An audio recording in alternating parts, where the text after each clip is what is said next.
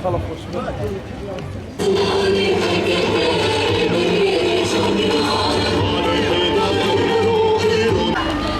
المؤامرة الدولية. يسقط يسقط يسقط. عاشت مقاومة القائد عبد الله شلاح.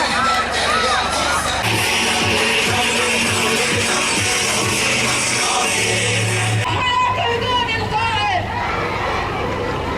تسقط المؤامرة الدولية.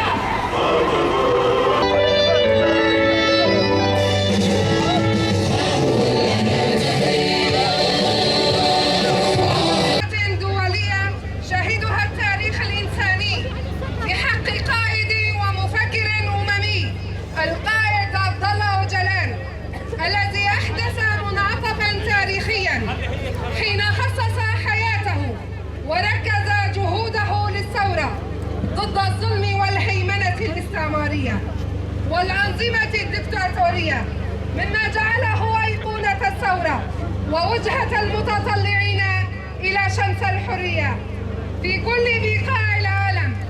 كل ذلك وضعه في دائرة مخططات الدول الاستعمارية، وعلى رأسها الدولة التركية التي خشيت أن تتعرى حقيقتها الإجرامية ويكشف زيف ادعاءاتها، فعمدت على حياكة مؤامرة دنيئة شاركت بها جميع الدول التي حملت ذات أفكارها في إبادة كل من يتعرض ممارساتهم الإجرامية.